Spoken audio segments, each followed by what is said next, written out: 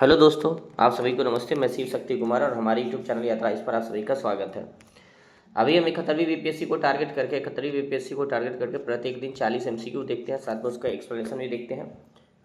पूर्व के आप वीडियो देख सकते हैं, उसमें हम क्या किए हैं कि पूर्व में बिहार स्पेशल के लिए अभी हम करंट अफेयर देख रहे हैं। बिहार स्पेशल जो करंट अफेयर है, साथ में जो स्टैटिक्स है उस पर चर्चा कर रहे हैं। साथ ही हमारा जो प्लेलिस्ट है उसमें आप देखेंगे कि राष्ट्रीय और अंतर्राष्ट्रीय जो भी घटनाक्रम है, करंट अफेयर है, उस पर भी हम वीडियो बनाए हुए हैं। तो उसका भी एक प्लेलिस्ट उस सीरीज़ में आप जाके देख सकते हैं। सभी के सभी तभी बीपीएससी के लिए टारगेट है क्या हुआ है। साथ में देखेंगे कि जो हमारा बीपीएससी सीजीएल का भी एग्ज़ाम होने वाला है, बीएसएससी सीजीएल, उसके लिए भी ये करंट अफेयर ज़रूरी है और महत्वपूर्ण होगा। तो चलिए देखते हैं। पहला प्रश्न जो है हमारा, इसमें 121 नंबर से देखेंगे। तो 121 नंबर क्वेश्चन देखेंगे तो क्या है कि अब 5 अप्रैल 2025 को एक दिवसीय मगही महोत्सव का आयोजन कहाँ किया गया था? तो बापू टावर पटना में किया गया था। बापू टावर पटना में किया गया था। इसको याद रखेंगे कि जो मगही महोत्सव हुआ है, इसका आयोजन कहाँ किया गया था? बापू टावर पटना के अंदर 5 अप्रैल 2025 को। चलिए अगला प्रश्न देखते हैं। अगला प्रश्न है कि 20 से 27 मार्च 2025 तक दिल्ली में आयोजित खेलो इंडिया पैरा गेम्स के दूसरे संस्करण में बिहार के किस पावर लिफ्टर ने स्वर्ण पदक जीता है? तो झंडू कुमार इनका नाम है। झंडू कुमार द्वारा जो है पैरा ओलंपिक में पावर लिफ्टिंग में स्वर्ण पदक जीता गया है। तो इसको भी याद रखेंगे। जो पैरा गेम्स हुआ है, इंडियन खेलो इंडिया पैरा गेम्स जो हुआ है, सॉरी ओलंपिक नहीं, तो खेलो इंडिया पैरा गेम्स जो हुआ है दिल्ली में, उसमें बिहार के झंडू कुमार पावर लिफ्टिंग में स्वर्ण पदक जीते हैं। तो इसको आप याद रखेंगे। इनका नाम काफ़ी इस बार चर्चा में है, पूछा जा सकता है। अगला प्रश्न देखते हैं। अगला प्रश्न है कि बिहार सरकार ने साइकिल और पोशाक योजना के लिए जो 75% उपस्थिति अनिवार्य थी, अब समाप्त कर दी है। इस योजना की शुरुआत कब की गई थी? तो 2006 में। तो बिहार सरकार की दो काफ़ी महत्वपूर्ण योजना है जो पूरे दुनिया के अंदर आप देखेंगे कि यूएनओ में भी इसको रिकॉग्नाइज किया गया और अंतर्राष्ट्रीय मंच पर भी इस योजना को, और भारत में भी कई बार इस योजना को जो सराहा गया है। तो आप देखेंगे कि जो योजना है बिहार सरकार की स्कीम है, उसका नाम है, आप देखेंगे जो बिहार सरकार का स्कीम है उसका नाम क्या है? एक का मुख्यमंत्री बालिका साइकिल योजना। मुख्यमंत्री बालिका साइकिल योजना इस एक नाम है। तो इसकी शुरुआत देखेंगे कि 2006 में हुआ था। मुख्यमंत्री जो बालिका साइकिल योजना था, उसकी शुरुआत 2006 में हुआ था। और उस समय क्या था कि जो भी 9th क्लास के स्टूडेंट हैं, जो छात्रा हैं, मतलब लड़की हैं, तो उनको क्या किया जाता था कि साइकिल खरीदने के लिए 3,000 रुपया दिया जाता है। 3,000 रुपया साइकिल खरीदने के लिए अनुदान के रूप में दिया जाता है। बाद में इसमें क्या किया गया कि अभी वर्तमान में लड़का भी इसमें शामिल है। तो इस योजना में जो साइकिल योजना है बिहार सरकार को, उसको लड़का और लड़की जो भी 9th में जाती है उसको 3,000 रुपया दिया जाता है, ताकि जो नामांकन है वो ड्रॉप आउट नहीं हो और नामांकन दर में भी वृद्धि हो। तो इस तरीका के स्कीम है बिहार सरकार का। दूसरा स्कीम है, एक स्कीम क्या है कि मुख्यमंत्री बालिका पोशाक योजना है, और इसमें लड़कियों को क्या किया जाता है? यूनिफॉर्म खरीदने के लिए दिया जाता है। और इसकी शुरुआत 2007 में हुआ था। तो इसकी शुरुआत 2007 में हुआ था, 6-7 में ही। और इसमें क्या किया जाता है कि जो पहली कक्षा से दूसरी कक्षा तक के लिए 600 रुपया दिया जाता है यूनिफॉर्म खरीदने के लिए। फिर तीसरा कक्षा से लेकर 5वीं कक्षा तक के लिए 700 रुपया, और छठा आठवां कक्षा के लिए 1,000 रुपया, और 9वां से 12वीं कक्षा के लिए 1,500 रुपया यूनिफॉर्म खरीदने के लिए दिया जाता है। तो इसको आप याद रखेंगे। तो इसमें यह था कि वही बच्चा इस स्कीम का लाभ उठा सकता है जो 75% कम से कम उपस्थिति दर्ज कराता हो स्कूल में, लेकिन अब इसकी अनिवार्यता को समाप्त कर दिया गया है।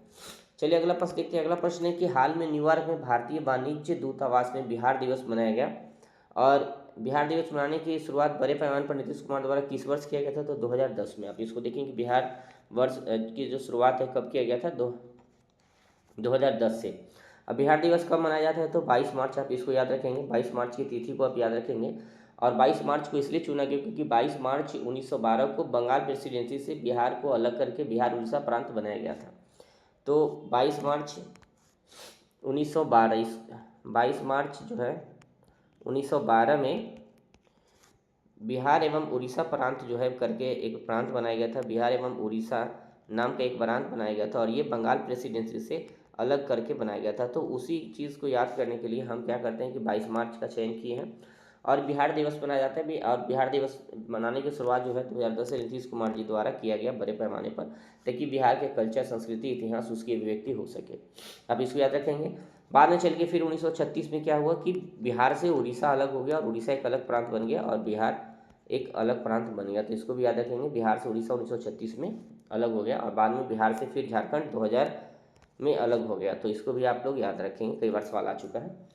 चलिए अगला प्रश्न देखते हैं। अगला प्रश्न है, बिहार के किस जिले के राहुल श्रीवास्तव ने रूस में आयोजित होने वाले वर्ल्ड कराटे चैंपियनशिप 2025 के लिए भारतीय टीम का हेड कोच नियुक्त किया गया है? तो अभी जो रूस के अंदर वर्ल्ड कराटे चैंपियनशिप हो रहा है उसमें हेड कोच जो भारतीय टीम है उसका हेड कोच बनाया गया किनको? राहुल श्रीवास्तव को, और वो वैशाली के है। तो आप इसको याद रखेंगे कि राहुल श्रीवास्तव अभी भारतीय टीम के कोच है, जो कराटे टीम है, और वो उनका घर कहाँ है? बिहार के वैशाली जिला में है। तो आप इसको याद रखेंगे। चलिए अगला प्रश्न देखते हैं। अगला प्रश्न देखेंगे, जल जीवन हरियाली अभियान के तहत 2023-24 में कुल कितनी योजनाओं को स्वीकृति दिया गया है? तो 2377 योजनाओं को स्वीकृति प्रदान किया गया है। अब जल जीवन हरियाली योजना जो बिहार सरकार की स्कीम है, काफ़ी लोकप्रिय स्कीम है, काफ़ी महत्वपूर्ण स्कीम भी है, क्योंकि इसके अंदर सामाजिक जो ढांचा है, आर्थिक ढांचा है, जो ग्रामीण ढांचा है, उसको बदलने की क्षमता है। तो जल के माध्यम से और हरियाली के माध्यम से जीवन बदलने का, फिर जीवन संरक्षित करने का प्रयास है।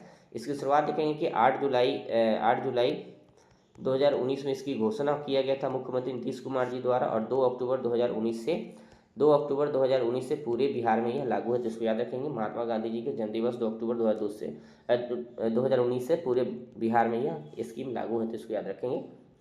चलिए अगला प्रश्न देखते हैं। अगला प्रश्न है कि 2023-24 में जल जीवन हरियाली अभियान के तहत कुल कितनी योजना पूरा हो गई है? तो 2182 योजनाएं पूरा हो गई है। तो आप जल जीवन हरियाली योजना को याद रखेंगे, 2 अक्टूबर 2019 से संचालित है। अगला प्रश्न देखेंगे कि पटना में आयोजित सेपक टकरा विश्व कप में भारतीय पुरुष और महिला टीम ने इस क्वाड स्पर्धा में कौन सा पदक जीता है? तो कांस्य पदक। तो क्वाड स्पर्धा में भारतीय और महिला टीम दोनों ने कांस्य पदक जीता है। तो इस बार सेपक टकरा जो विश्व कप हुआ है काफ़ी चर्चा में है। तो इसका एक बड़ा कारण क्या है कि जो सेपक टकरा विश्व कप हुआ है वो कहाँ हुआ है? तो पटना में हुआ है। तो निश्चित तौर पे यहाँ से सवाल आने की संभावना है बीपीएससी में। तो पटना में सेपक टकरा विश्व कप का आयोजन किया गया था। इसको याद रखेंगे, पटना के जो पाटलिपुत्रा इंडोर स्टेडियम है कंकरबाग में, वहाँ इसका आयोजन किया गया था। तो पाटलिपुत्रा इंडोर स्टेडियम, इसको भी याद रखेंगे, पाटलिपुत्रा इंडोर स्टेडियम में इसका आयोजन किया गया था। और ये 5वां संस्करण था। इसको भी याद रखेंगे क्योंकि इस तरीके का सवाल आता है। 5वां संस्करण था। और इसका शुभंकर क्या था? देखेंगे कि इसका शुभंकर सेपक टकरा का भीम था। इसका शुभंकर क्या था? भीम था। इसको भी याद रखेंगे। सेपक टकरा जो खेल है इसका शुभंकर क्या था? भीम था। इसको आप याद रखेंगे। भारत कुल जो है 7 पदक जीता है। भारत देखेंगे कि भारत यहाँ कुल 7 पदक जीता है। इसको भी याद रखेंगे। भारत इस खेल में कुल 7 पदक जीता है। सेपक टकरा जो विश्व कप हुआ है जिसमें 1 स्वर्ण पदक है, साथ में 1 रजत पदक है, और जो है 5 कांस्य पदक है। 5 जो है कांस्य पदक है। तो इसको याद रखेंगे, 1 स्वर्ण, 1 रजत और 5 कांस्य पदक है। और इस खेल में जो है भारत का जो है चौथा, विश्व कप में भारत का चौथा स्थान रहा है। भारत जो है चौथे स्थान पे रहा है। प्रथम स्थान पे कौन देश रहा है? थाईलैंड रहा है। प्रथम स्थान पे अगर देखेंगे तो प्रथम स्थान पे कौन सा देश रहा है? थाईलैंड रहा है। तो आप इसको याद रखेंगे, जो थाईलैंड है वो पहले स्थान पे है, भारत चौथे स्थान पे सेपक टकरा विश्व कप में रहा है। तो आप इसको याद रखेंगे। और भारत के रेगू में भारत ने जो है पुरुष रेगू जो होता है उस प्रतिस्पर्धा में देखें कि जो पुरुष रेगू प्रतिस्पर्धा में भारत जो है जापान को पराजित करके स्वर्ण पदक जीता है। तो इसको भी याद रखेंगे। भारत जो है पुरुष रेगू प्रतिस्पर्धा में जो है जापान को हरा के स्वर्ण पदक जीता है। अब सेपक टकरा जो खेल है कहाँ का है? तो दक्षिण पूर्व एशिया का खेल है। इसको भी याद रखेंगे। यह मुख्य रूप से दक्षिण पूर्व एशिया, जैसे मलेशिया हो गया, थाईलैंड हो गया, इंडोनेशिया हो गया, तो इन सभी देशों में ये खेल खेला जाता है। भारत में मुख्य रूप से कहाँ खेला जाता है? पूर्वोत्तर भारत में। इसको भी याद रखेंगे। पूर्वोत्तर भारत, मणिपुर, नागालैंड, मेघालय, इन सभी राज्यों में इसका बेहतर तरीक़ा से खेला जाता है। चलिए अगला प्रश्न देखते हैं। अगला प्रश्न है कि बिहार दिवस के अवसर पे 6 से 31 मार्च 2025 तक बिहार उत्सव का आयोजन कहाँ किया गया? तो दिल्ली में किया गया। तो बिहार दिवस के अवसर पर 16 मार्च से लेके 31 मार्च 2025 तक उत्सव कहाँ मनाया गया? तो दिल्ली में आया था। और बिहार दिवस 22 मार्च को मनाया जाता है। इसको याद रखेंगे, बिहार दिवस कब मनाया जाता है? 22 मार्च को, जो पहले हम बताएं। चलिए आगे देखते हैं। अगला प्रश्न है कि बिहार के किस जिले में पूर्वी भारत का पहला न्यूक्लियर पावर प्लांट लगाया जा रहा है? तो देखिए नवादा है। नवादा के रजौली। आप जगह का भी याद नाम रखें क्योंकि बीपीएससी में जो है छोटा छोटा एरिया के बारे में पूछा जाता है। तो रजौली में जो है बनाया जा रहा है, बिहार का पहला न्यूक्लियर पावर प्लांट है। और पूर्वोत्तर भारत का भी पहला होगा क्योंकि इधर न्यूक्लियर पावर प्लांट नहीं है।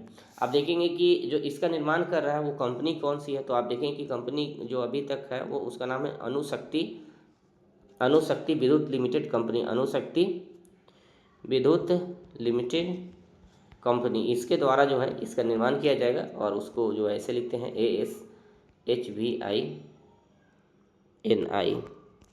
तो अश्विनी इसका नाम है। देखेंगे कि इस कंपनी को हम अणुशक्ति विद्युत लिमिटेड कंपनी भी बोलते हैं, इसके द्वारा निर्माण किया जाएगा। चलिए आगे देखते हैं। अगला प्रश्न है कि सहकारिता मंत्री डॉक्टर प्रेम कुमार के घोषणा के अनुसार बिहार में कहाँ नया चिड़ियाघर बनाए जाएंगे? तो सासाराम, जमुई और गया, इन सभी जगहों पर जो है उपयुक्त सभी जगहों पर चिड़ियाघर बनाया जाएगा, सहकारिता मंत्री द्वारा घोषित किया गया है। तो सासाराम है, जमुई है और गया है, तो इसको भी याद रखेंगे। चलिए अगला प्रश्न देखते हैं।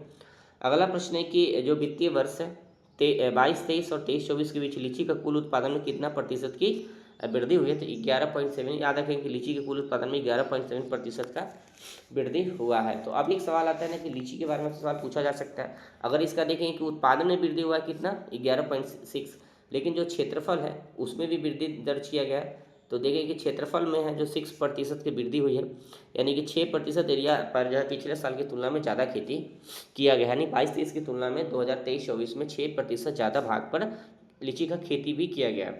और बिहार में देखें कि बिहार में मुख्य रूप से 2 प्रकार के लीची का उत्पादन होता है। तो देखें कि एक तो शाही लीची है और एक चाइना लीची है, चाइना लीची भी है। तो शाही लीची और चाइना लीची, ये 2 प्रकार की लीची मुख्य रूप से बिहार में उगाए जाते हैं। और बिहार जो है देश के सर्वाधिक लीची उत्पादक राज्य है, तो इसको भी याद रखेंगे। जो बिहार है, बिहार जो है देश में सर्वाधिक लीची उत्पादक है और देश का लगभग 40% जो है लीची अकेले बिहार में उत्पादन होता है, तो इसको भी याद रखेंगे। देश का कुल लीची उत्पादन का 40% लीची अकेला जो है बिहार उत्पादन करता है। और बिहार में जो मुजफ्फरपुर का शाही लीची है, जो मुजफ्फरपुर का जो शाही लीची है उसको GI टैग भी प्राप्त हो गया है 2018 के अंदर। आप इसको भी याद रखें, 2018 में शाही लीची को GI टैग प्राप्त हुआ है। साथ में एक चीज़ और भी याद रखेंगे कि जो उत्पादन कितना होता है, तो 3 लाख टन जो है, 3 लाख टन प्रति वर्ष लीची का उत्पादन बिहार करता है। तो आप इसको याद रखेंगे। यहाँ से जुड़ा हुआ जो भी फैक्ट है, इतना भी सवाल आएगा तो आप बनाने में सक्षम होंगे निश्चित तौर पे। चलिए अगला प्रश्न देखते हैं। अगला प्रश्न है कि 23-24 में, मतलब वित्तीय वर्ष 23-24 में बिहार मखाना की खेती कितने हज़ार हेक्टेयर ज़मीन पर की जाती है? यानी मखाना की खेती कितने हज़ार हेक्टेयर ज़मीन पर की जाती है, सवाल आ सकता है। 27.8, यानी 27.8 हज़ार हेक्टेयर। इसको याद रखें, काफ़ी महत्वपूर्ण क्वेश्चन है कि 27.8 हज़ार जो हेक्टेयर है वहाँ उतने क्षेत्र पर इसका उत्पादन किया जाता है। अभी देखें कि कितना उत्पादन होता है, तो 56.4 हज़ार टन। आप देखेंगे कि जो कितना मखाना उत्पादन 56.4 हज़ार टन, इतना मखाना का उत्पादन प्रति साल बिहार करता है, 56.4 हज़ार टन, इसको आप याद रखेंगे। और देश के कुल मखाना उत्पादन का 80 से 85%, 80 से 85% अकेले बिहार उत्पादन करता है। इसको भी याद रखेंगे कि मखाना का उत्पादन सर्वाधिक बिहार में होता है और उसका कितना 80 से 85%। और एक चीज़ अभी याद रखेंगे, एक जो आर्थिक सर्वे उसमें ये कहा गया है कि सहरसा में इस साल जो है सर्वाधिक मखाना का उत्पादन हुआ है। और मखाना मुख्य रूप से पूर्णिया, कटिहार, दरभंगा में भी उत्पादन होता है, लेकिन एक स्रोत में बताया गया कि सहरसा में सर्वाधिक इस साल जो है मखाना का उत्पादन हुआ है, तो इसको भी याद रखेंगे। चलिए अगला प्रश्न देखते हैं। अगला प्रश्न है कि बिहार सरकार ने राज्य भर में गौरैया की उपस्थिति का डेटाबेस तैयार करने के लिए मार्च 2025 को कौन सा ऐप लॉन्च किया है? तो देखें कि द गोरैया ऐप जो है, द गोरैया बिहार जो है ऐप लॉन्च किया है। कौन? बिहार सरकार के द्वारा लॉन्च किया गया। और जो गोरैया होता है, आप देखेंगे कि ये बिहार का राजकीय पक्षी है और इसकी महत्वता है, तो इसको भी याद रखेंगे। बिहार का राजकीय पक्षी कौन है? गौरैया है। और बिहार सरकार के द्वारा द गोरैया बिहार ऐप लॉन्च किया गया है, द गोरैया बिहार ऐप लॉन्च किया गया है। चलिए अगला प्रश्न देखते हैं। अगला प्रश्न है कि बिहार का सड़क घनत्व जो है प्रति 1000 वर्ग किलोमीटर में कितना है? तो 3167 किलोमीटर है। तो प्रति 1000 वर्ग किलोमीटर में बिहार में सड़क की लेंथ कितना है? 3167। आप इसको याद रखेंगे। सर्वाधिक जो घनत्व है सड़कों का किस राज्य में है? तो केरल में। आप इसको याद रखेंगे। केरल में सड़कों का सर्वाधिक घनत्व है। और बिहार का घनत्व के मामला में जो सड़क घनत्व के मामले में बिहार तीसरे स्थान पे है, तो आप इसको याद रखेंगे। पहले स्थान पे केरल है और तीसरे स्थान पे बिहार है।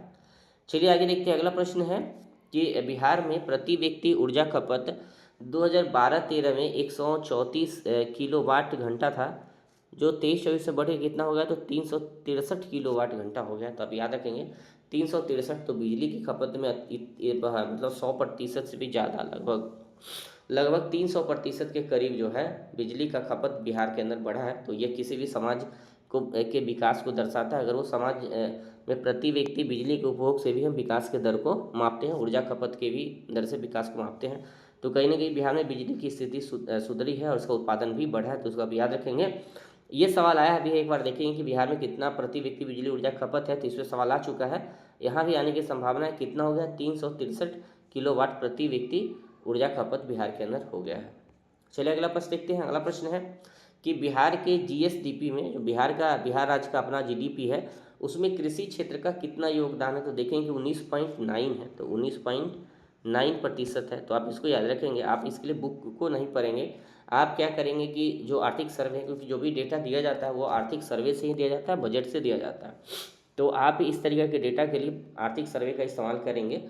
और यहाँ एग्रीकल्चर क्षेत्र में जो बिहार का जीडीपी देखेंगे कि बिहार का जो जीएसडीपी है, आप देखेंगे जो बिहार राज्य का जीडीपी है, तो उसमें देखेंगे कि जो प्राइमरी सेक्टर है उसका योगदान बताया गया 19.9%, सेकेंडरी सेक्टर है जिसको औद्योगिक सेक्टर बोलते हैं तो उसका 21.5%, और जो तृतीय सेक्टर सेवा सेक्टर है उसका 58.6% है। तो ये इसको याद रखेंगे।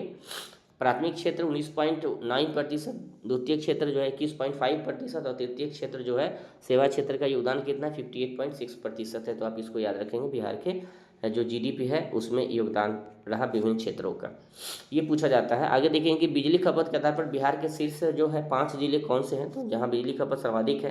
पहले स्थान पे पटना है, फिर गया है, मुजफ्फरपुर, रोहतास, नालंदा। तो इसको याद रखेंगे। पटना है, गया है, मुजफ्फरपुर है, रोहतास है और नालंदा है। आप इसको इसी क्रम को याद रखेंगे क्योंकि संसद बीपीएससी में इस तरीके के सवाल पूछा गया था, तो यहाँ भी आ सकता है। चलिए आगे देखते हैं। अगला प्रश्न है कि बिहार में जल आपूर्ति और बिजली और गैस कनेक्शन जैसी सार्वजनिक उपयोगिता सेवाओं में कितने प्रतिशत की वृद्धि दर्ज की गई है, तो 14.5% से बढ़ा है। तो आप देखेंगे कि बिहार में जल आपूर्ति हो, फिर बिजली हो, फिर गैस कनेक्शन जैसी जो सार्वजनिक उपयोगिता सेवा है उसमें 14.5% का वृद्धि दर्ज किया गया, तो इसको भी याद रखेंगे। अगला प्रश्न देख रहे हैं कि सबसे अधिक स्मार्ट बिजली मीटर इंस्टॉलेशन के लिए किस राज्य की बिजली कंपनी को स्वर्ण पुरस्कार दिया गया है, तो आप देखेंगे कि बिहार सरकार की बिजली कंपनी है, बिहार सरकार का पावर होल्डिंग कॉरपोरेशन जो है, पावर होल्डिंग कंपनी है, तो उसी को ये जो है दिया गया है स्वर्ण पुरस्कार दिए गए। क्यों? क्योंकि बिहार में जो है स्मार्ट मीटर को इंस्टॉलेशन किया गया है, उस बिजली के द्वारा बेहतर क्रियान्वयन किया गया है पूरे भारत में। चलिए आगे देखते हैं। अगला प्रश्न है कि 22 मार्च 2025 को किस थीम के साथ बिहार का 113वां बिहार दिवस मनाया गया है, तो उन्नत बिहार विकसित बिहार। आप इसको याद रखेंगे। उन्नत बिहार विकसित बिहार जो थीम था, यानी बिहार दिवस का जो थीम था 22 मार्च 2025 को क्या था, उन्नत बिहार विकसित बिहार। आप देखेंगे कि ये क्या था, तो 113वां बिहार दिवस था। आप इसको भी याद रखेंगे। चलिए अगला प्रश्न देखते हैं। अगला प्रश्न है बिहार की मेजबानी में पहली बार सेपक टकरा विश्व कप चैंपियनशिप 2025 का आयोजन कहाँ किया गया, तो पाटलिपुत्रा खेल परिसर पटना के अंदर, पाटलिपुत्रा खेल परिसर पटना के अंदर किया गया। आप इसको याद रखेंगे। पाटलिपुत्रा खेल परिसर है, वहाँ किया गया सेपक टकरा विश्व कप का आयोजन किया गया था और भारत को रैंक 4था आया था, जबकि थाईलैंड पहले स्थान पे था। आप इसको याद रखेंगे। चलिए अगला प्रश्न देखते हैं। अगला प्रश्न है कि 20 मार्च 2025 को विश्व गौरैया दिवस मनाया गया, किस राज्य की पक्षी है, तो आप देखेंगे गौरैया जो है, जो गौरैया है बिहार का राजकीय पक्षी है। आप इसको याद रखेंगे। गौरैया बिहार का राजकीय पक्षी है। और गौरैया दिवस कब मनाया जाता है, तो गौरैया दिवस 20 मार्च को मनाया जाता है। अगला प्रश्न देखते हैं। अगला प्रश्न है कि 22-27 फरवरी 2025 तक आयोजित बिहार पुलिस सप्ताह 2025 किस विषय पर आधारित है, साइबर सुरक्षा। अब देख रहे हैं कि साइबर क्राइम निरंतर बढ़ रहा है और एक बुडापेस्ट कन्वेंशन भी है। आप बुडापेस्ट कन्वेंशन साइबर क्राइम से ही जुड़ा हुआ अंतर्राष्ट्रीय कन्वेंशन है, तो ये सवाल आ सकता है। याद रखेंगे कि बुडापेस्ट कन्वेंशन किससे जुड़ा हुआ है, साइबर क्राइम से। भारत अभी उसका हस्ताक्षर नहीं किया, यूपीएससी में सवाल पूछा गया था। चलिए आगे देखते हैं। अगला प्रश्न है कि कपूर्री की पुकार नीतीश कुमार है, पुस्तक के लेखक कौन है, तो धर्मेंद्र चंद्रवंशी है। तो कपूर्री की पुकार है, नीतीश कुमार है, पुस्तक जो लिखे हैं उनका नाम धर्मेंद्र चंद्रवंशी है, तो इसको याद रखेंगे। चलिए आगे देखते हैं। अगला प्रश्न है कि 27 फरवरी 2025 को जननायक कर्पूरी ठाकुर की कौन सी पुण्यतिथि मनाया गया था, तो पुण्यतिथि का मतलब है जिस दिन उनका देहांत हुआ था, तो 37वां पुण्यतिथि मनाया गया था। कर्पूरी ठाकुर का 37वां पुण्यतिथि मनाया गया था। तो उनकी पुण्यतिथि कब कितनी तारीख को मनाई जाती है, तो 17 फरवरी। इसको याद रखेंगे। कर्पूरी ठाकुर की पुण्यतिथि प्रत्येक वर्ष 17 फरवरी को मनाया जाता है। अब जो कर्पूरी ठाकुर जी थे, अब इनको जननायक बोला जाता था, जननायक के नाम से भारत में प्रसिद्ध है, तो इसको भी आप याद रखेंगे। और ये एक समाजवादी लीडर थे। क्या थे? समाजवादी लीडर थे और 2 बार मुख्यमंत्री भी रहे। 2 बार मुख्यमंत्री रहे 1970 और 1977 में। 1970 और 1977 में 2 बार मुख्यमंत्री भी रहे बिहार के। और इससे सवाल आने के चांस है। 1952 में 1952 में पहली बार जो है विधायक बने थे, तो इसको भी याद रखेंगे। और बिहार के अंदर आरक्षण फार्मूला को लागू उन्होंने किया था। बिहार में आरक्षण को इन्होंने क्या किया था, लागू किया था। तो एक सवाल है कि इनका जन्म कब हुआ था, तो देखेंगे कि 24 जनवरी 1924 में, 24 जनवरी 1924 में एक पितौजिया गांव है समस्तीपुर में ही जन्म हुआ था, पितौजिया। तो इसको भी याद रखेंगे, पितौजिया गांव समस्तीपुर में इनका जन्म हुआ था। और इनका देहांत जो हो गया था 17 फरवरी 1988 को, 17 फरवरी 1988 को, 17 फरवरी 1988 को इनका देहांत हुआ था। और इसलिए 17 फरवरी को पुण्यतिथि दिवस इनका मनाया जाता है। और देखें कि इनको 2024 में जो है भारत रत्न पुरस्कार दिया गया, तो ये भी पूछा जा सकता है। 2024 में कर्पूरी ठाकुर जी को भारत रत्न से सम्मानित किया गया है मरणोपरांत, तो इसको आप याद रखेंगे। चलिए अगला प्रश्न देखते हैं। अगला प्रश्न है कि सरकारी जो विद्यालयों में शिक्षा के डिजिटलीकरण को बढ़ावा देने के उद्देश्य से professional learning community teachers of Bihar ने 21 फरवरी 2025 को किस डिजिटल प्लेटफॉर्म की शुरुआत की है, तो प्रोजेक्ट शिक्षक साथी, इसको याद रखेंगे, प्रोजेक्ट शिक्षक साथी की शुरुआत की गई है। चलिए अगला प्रश्न देखते हैं। अगला प्रश्न है कि 19 फरवरी 2025 को नीतीश कुमार ने प्रगति यात्रा के दौरान कहाँ में बिहार के पहले 3D लैब का उद्घाटन किया गया है, तो बेलाडी सासाराम में प्रगति यात्रा के दौरान नीतीश कुमार जी द्वारा जो है एक 3D लैब की जो है उद्घाटन किया गया। तो आप इसको याद रखेंगे। प्रगति यात्रा के बारे में देखते हैं। प्रगति यात्रा की शुरुआत जो हुआ था 23 दिसंबर को हुआ था, इसको भी याद रखेंगे, 23 दिसंबर 2024 को हुआ था। तो आप इसको याद रखेंगे, प्रगति यात्रा की शुरुआत 23 दिसंबर 2024 को किया गया था। और किस जिला से किया गया था, तो पश्चिम चंपारण, इसको भी याद रखेंगे, पश्चिम चंपारण के वाल्मीकि नगर से। और इसमें क्या होता है कि मुख्यमंत्री जी प्रत्येक जिला में जाते हैं और वहाँ की प्रगति को देखते हैं, साथ में कई नई योजनाओं का शिलान्यास भी करते हैं। चलिए आगे देखते हैं। अगला प्रश्न है कि 11 फरवरी 2025 को कहाँ आयोजित इन्वेस्टर्स मीट एंड ग्रीट में बिहार के पर्यटन एवं उद्योग मंत्री नीतीश मिश्रा ने भाग लिया था, तो लंदन में। तो लंदन में जो एक आयोजन हुआ था क्या, इन्वेस्टर्स मीट एंड ग्रीट में बिहार के पर्यटन मंत्री नीतीश मिश्रा उसमें भागीदार निभाया, तो याद रखेंगे।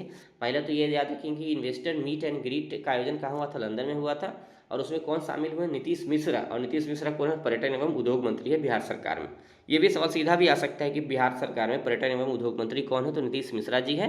और वो अभी लंदन में जो इन्वेस्टर्स मीट एंड ग्रीट हुआ था वहाँ उन्होंने भागीदारी निभाई थी। चलिए अगला प्रश्न देखते हैं। अगला प्रश्न है कि पंचायती राज मंत्रालय और भारतीय लोक प्रशासन संस्थान द्वारा हालिया जारी पंचायत डिवोल्यूशन इंडेक्स रैंकिंग में बिहार को किस श्रेणी में रखा गया, तो निम्न श्रेणी में रखा गया है।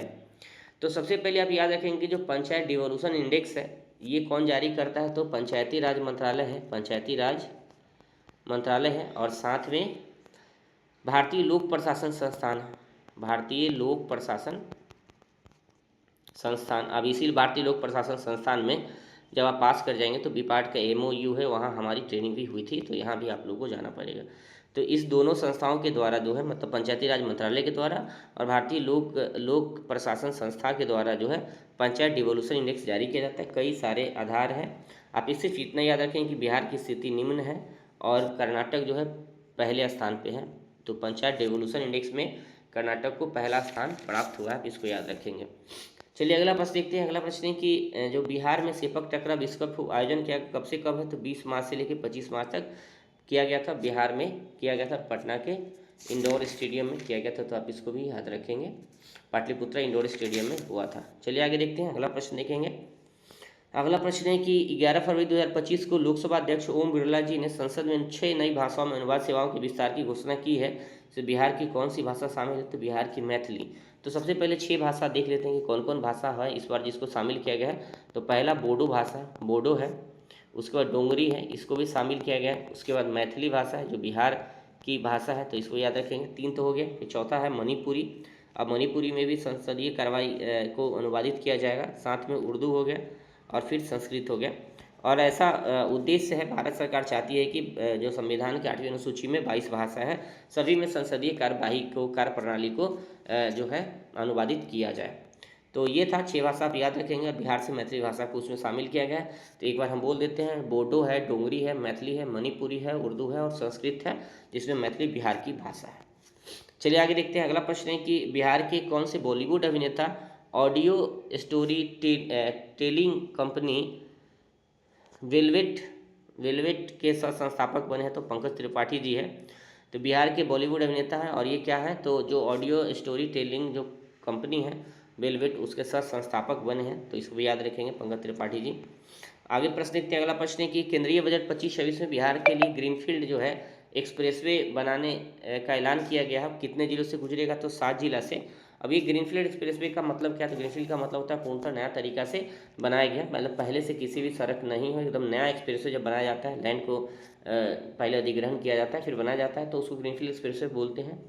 अब देखें कि यह जो नया इस बार के बजट में, केंद्रीय बजट में बिहार के लिए जो ग्रीनफील्ड एक्सप्रेसवे की घोषणा की गई है वो 7 जिला से गुजरेगी। उसमें पहला जो जिला है सारण है। आप देखें कि सारण से यह शुरू होगी, फिर वैशाली है, सारण के बाद ये वैशाली जिला से गुजरेगी, फिर समस्तीपुर जिला है, अब इसको भी याद रखेंगे, फिर दरभंगा जिला है, और दरभंगा के बाद यह सहरसा, फिर मधेपुरा और फिर पूर्णिया तक जाएगी। यानी कि सारण से पूर्णिया तक के लिए एक एक्सप्रेसवे बनाया गया है जिसमें वैशाली, समस्तीपुर, दरभंगा, सहरसा और मधेपुरा भी शामिल है, तो आप इसको याद रखेंगे। अगला प्रश्न देखते हैं। अगला प्रश्न है कि 38वें राष्ट्रीय खेल में बिहार कुल 12 पदक जीतकर कौन सा स्थान प्राप्त किया है। तो आप देखेंगे कि बिहार को 29वां रैंक प्राप्त हुआ है। तो 38वां राष्ट्रीय खेल कहाँ हुआ था, आप इस पर थोड़ा देख लेते हैं। जो 38वां राष्ट्रीय खेल हुआ था इस बार उत्तराखंड में हुआ था, आप इसको याद रखेंगे, कहाँ हुआ था, उत्तराखंड के अंदर हुआ था। और इसका उद्घाटन श्री मोदी जी द्वारा किया गया था, जो हमारे प्रधानमंत्री जी उनके द्वारा उद्घाटन किया गया था। जबकि इसका समापन कौन किए थे, तो हमारे जो गृह मंत्री हैं अमित शाह जी हैं, उनके द्वारा इसका समापन किया गया था, तो आप इसको याद रखेंगे। और जो अगला प्रश्न है, अगला प्रश्न है कि इसका थीम क्या था, तो आप थीम देखेंगे तो ग्रीन गेम्स था। आप देखेंगे कि ग्रीन गेम्स जो है इसका थीम था, इसको याद रखेंगे। इस बार जो 38वां राष्ट्रीय खेल हुआ उसका थीम था ग्रीन गेम्स था। और इसमें एक प्रश्न है कि प्रथम स्थान पे कौन रहा, तो सर्विसेज बोर्ड है, सर्विसेज बोर्ड करके है, वो सबसे ज़्यादा मेडल जीता है। दूसरे स्थान पे महाराष्ट्र है राज्यों में, उसके द्वारा भी सर्वाधिक मेडल जीता गया है। बिहार कुल 12 जो है पदक जीता है, तो आप इसको ध्यान देंगे कि बिहार कुल 12 पदक जीता है। और 12 पदक में देखेंगे कि एक गोल्ड है, एक सोना है, बिहार के द्वारा जीता है, एक सोना। उसके बाद बिहार जो है 6 रजत पदक जीता है और 5 जो है कांस्य पदक जीता है। और कुल जो इनकी रैंकिंग है कितना है, 29 है। इसको आप याद रखेंगे बिहार का कुल रैंकिंग कितना है। और इस बार जो खेल हुआ वो क्या था, तो 38वां राष्ट्रीय खेल था। आगे जो होगा उसका नाम 39 होगा, 39वां होगा, कहाँ होगा, मेघालय में, आप इसको याद रखेंगे। 39वां खेल जो है कहाँ होगा, मेघालय में होगा। चलिए अगर देखते हैं अगला प्रश्न है कि बिहार के किस जिले में राज्य का पहला वन्यजीव इको पार्क बनाया जा रहा है। तो आप देखेंगे कैमूर जिला में, कैमूर जिला में राज्य का पहला वन्यजीव इको पार्क बनाया जा रहा है। और इसी कैमूर जिला में राज्य का दूसरा जो है टाइगर रिजर्व भी बनाने की घोषणा किया गया है। तो कैमूर जिला में भी कैमूर वन्यजीव अभ्यारण्य को टाइगर अभ्यारण्य में तब्दील करने की बात किया गया है, जो दूसरा होगा बिहार का। चलिए अगला प्रश्न देखते हैं। अगला प्रश्न है कि बिहार उद्योग विभाग ने राज्य में स्टार्टअप्स को वित्तीय सहायता बढ़ाने के लिए किसके साथ समझौता किया है, तो सीडबी के साथ। और सीडबी के साथ जो है राज्य सरकार जो है बिहार के उद्योग विभाग ने राज्य में स्टार्टअप को बढ़ाने के लिए सीडबी के साथ समझौता किया, आप इसको याद रखेंगे। और सीडबी जो है भारतीय लघु उद्योग विकास बैंक इसको बोलते हैं, भारतीय लघु उद्योग विकास बैंक बोलते हैं सीडबी को। और सीडबी जो है क्या करती है कि एमएसएमई जो भी कंपनी है उसको क्या करती है कि फाइनेंस करती है, एमएसएमई को या ऋण देती है, फाइनेंस करती है, आप इसको याद रखेंगे। सीडबी की स्थापना 1990 में हुआ था, इससे सवाल खूब आता है यूपीपीएससी में। तो सीडबी की स्थापना कब हुआ था, 1990 में हुआ था, इसको भी आप याद रखेंगे। और इसका मुख्यालय कहाँ, जो सीडबी का हेड क्वार्टर कहाँ, लखनऊ यूपी में है, तो लखनऊ यूपी में है, आप इसको याद रखेंगे। चलिए अगला प्रश्न देखते हैं। अगला प्रश्न है कि वित्तीय वर्ष 23-24 से 2022-23 से 23-24 के बीच बिहार में चावल का उत्पादन कितना हुआ है। तो उत्पादन में देखें कि वृद्धि जो बताया गया 21% का वृद्धि बताया गया, तो काफ़ी अधिक है। और इसका जो उत्पादन हुआ है कितना हुआ है देखेंगे, टोटल देखेंगे तो 94.05 लाख मीट्रिक एमटी जो है उत्पादन होने का अनुमान है इस वर्ष, तो आप इसको भी याद रखेंगे। 94.5 मीट्रिक टन उत्पादन होने का अनुमान है, आप इसको याद रखेंगे। इस तरीके का सवाल आता है और आया भी था 60 आप 7 बीपीएससी देखेंगे तो। अगला प्रश्न है कि वित्तीय वर्ष 22-23 से 24 के बीच बिहार में गेहूं के उत्पादन में कितना वृद्धि हुआ, तो 10.7। अब देखेंगे धान का उत्पादन में 21% की वृद्धि है, गेहूं के उत्पादन में 10.7% की वृद्धि हुआ। तो गेहूं का उत्पादन कितना हुआ देखेंगे कि 74.34 लाख एमटी यानी मीट्रिक टन का उत्पादन गेहूं का हुआ। जबकि धान का कितना हुआ था, तो धान का देखेंगे कि 94.05 लाख एमटी हुआ था। तो ये दोनों फैक्ट को याद रखेंगे क्योंकि इस तरीके का सवाल बीपीएससी द्वारा पूछा गया है। तो ये था हमारा आज का वीडियो, फिर हम अगले वीडियो के साथ आप सभी से मिलते हैं। और हम आशा करते हैं कि आप लोग की तैयारी बेहतर चल रही होगी। और बीपीएससी को अगर पास करना है 60 जो 71 बीपीएससी है, तो आपको क्या करना होगा, करंट अफेयर की तैयारी समग्र होना चाहिए, साथ साथ करंट अफेयर्स से जुड़ा जो भी स्टैटिक्स है उसका भी तैयारी होना चाहिए बेहतर तरीक़ा से। तो thank you for watching me, please subscribe my channel and share it. Thank you.